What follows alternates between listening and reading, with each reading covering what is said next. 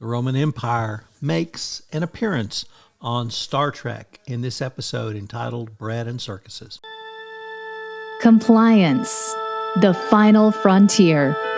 Tom Fox is the voyager of trekking through compliance. His mission? To explore the original series and seek out and share what it can teach you about compliance.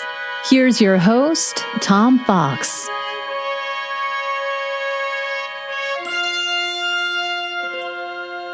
Trekking Through Compliance, Episode 54, Bread and Circuses.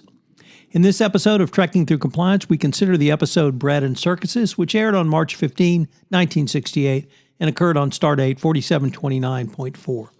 Story synopsis. When on routine patrol, the Enterprise happens upon space debris from the SS Beagle, a survey ship which disappeared 6 years ago. The Beagle had been a Class 4 star drive vessel with a crew of 47 and had been commanded by Captain R.M. Merrick, an Academy associate of Kirk. When Spock projects the path of the wreckage back in time, he discovers a civilization of modern-day Romans on Planet 4 of the 892 system. The Enterprise then intercepts a television transmission showing a gladiator killing the last of the barbarians, who turns out to be a Beagle flight officer, William B. Harrison. After beaming down, Spock, Bones, and Kirk are confronted by a cadre of rifle-toted escaped slaves.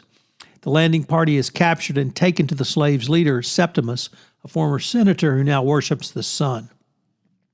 Although the slave Flavius wants to kill the Enterprise landing party, Septimus accepts them as friends and offers them hospitality. The extreme similarity of 892 system civilization to the Romans' Earth is apparently a coincidence, demonstrating to Kirk the validity of Hodgkin's law of parallel planet development.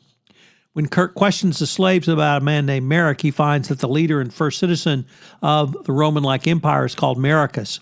When Kirk and his comrades then express an interest in capturing Merricus, Flavius Maximus, a former gladiator, offers to accompany them. However, they are captured by Roman forces and put in prison, and Kirk questions Flavius to find out about the institution of slavery on the planet and finds that slave uprisings virtually ceased after they were given such rights as medical care and pensions.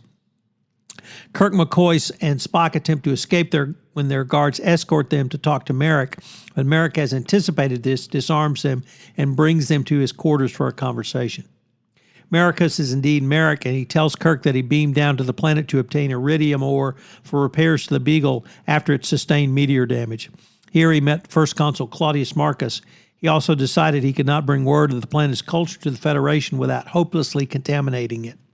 Merrick therefore agreed to stay, but killed those of his crew who could not adapt by sending him into the arena to be killed in a fight.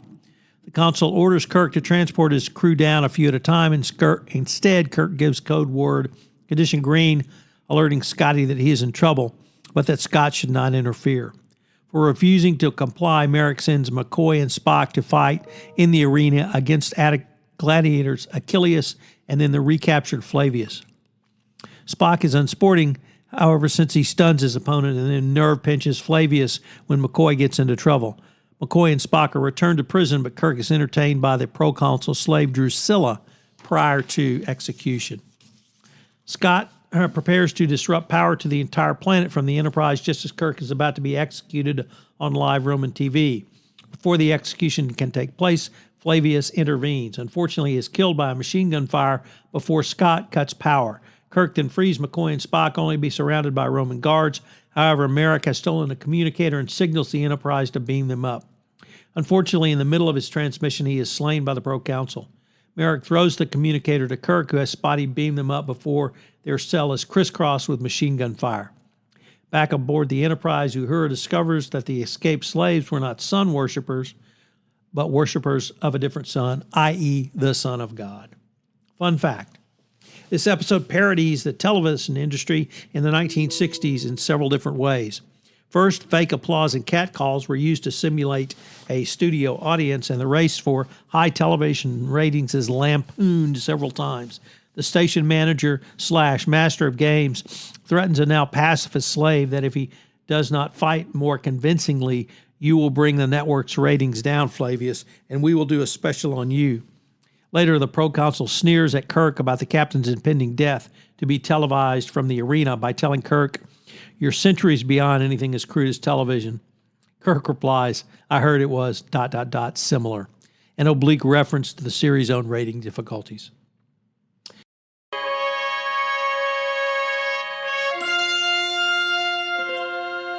What are some of the continuity issues in this episode? Well, this is the only original series episode in which it is explicitly stated that the planetary natives are speaking in English. This is perhaps done to make the characters' misinterpretation of sun worshippers more plausible, confusing SON for SUN. Interestingly, we hear for the first time of Hodgekin's law of parallel planetary development, which was used to explain close similarities to Earth, but the writers were inconsistent with it, most blatantly in Patterns of Force, which was episode 52. And so it's difficult to understand the continuity here, but it's great to hear of this development. There were, this episode marks the final appearance of Kirk's second season light green wraparound tunic, beginning with Assignment Earth, which we will take up next.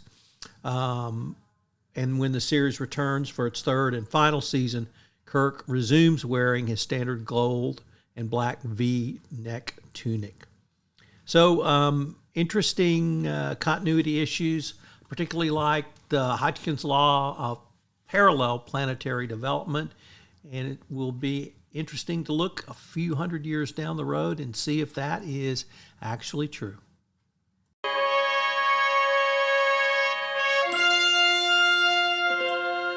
For the compliance lessons from this episode, I wanted to use the context of the storyline to talk about building trust and credibility with employees in the conducting of internal investigations. There are several strategies that compliance professionals can employ to foster trust and credibility. Number one, demonstrate transparency and accountability.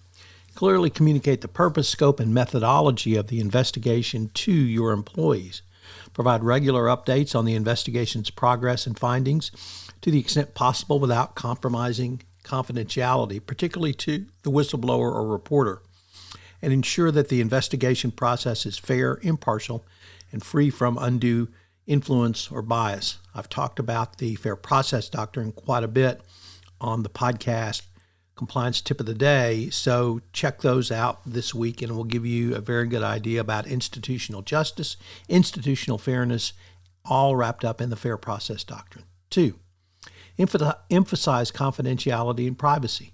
Reassure employees that their personal information and any sensitive details shared during investigations will be treated with the utmost confidentiality.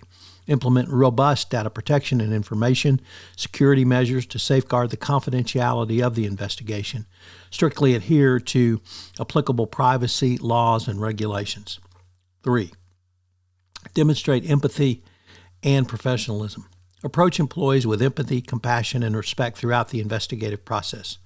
Listen attentively to employee concerns and address them in a constructive and positive manner.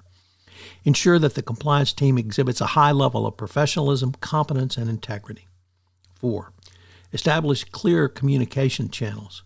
Provide multiple avenues for employees to report concerns or provide information such as anonymous hotlines, web-based reporting platforms, and in-person meetings. Respond to employee inquiries and concerns in a timely and transparent manner. Encourage open and honest dialogue and address misinformation or rumors that may arise during the investigation. Number 5, leverage organizational influencers. Note, this is not leaders, but influencers. Collaborate with respected and trusted organizational influencers within your organization to endorse the compliance team's effort and encourage employee participation. This could be leaders, but it could be others. Involve middle management and subject matter experts in the investigation process to leverage their credibility and relationships with frontline employees. Provide training and resources to empower employees to become active participants in the organization's compliance efforts. 6, demonstrate accountability and follow-through. This is perhaps as critical as any other step. Ensure that corrective actions resulting from the investigation are implemented in a fair, just, and timely manner. Communicate the outcomes of the investigation and the actions taken to address the issues to the extent possible without compromising confidentiality or employee individual information. Follow up with the employees to address concerns and questions they have, most particularly the whistleblower or reporter. By consistently applying these strategies, compliance professionals can build trust and credibility with employees, which will ultimately enhance the effectiveness of internal investigations and your overall compliance culture within your organization on a go-forward basis. Join us tomorrow where we take up the final episode of Season 2 with the introduction of Gary Seven in the great show Assignment Earth. If you enjoyed this episode of Trekking Through Compliance, you can help it grow by sharing it with the biggest Trek fan you know.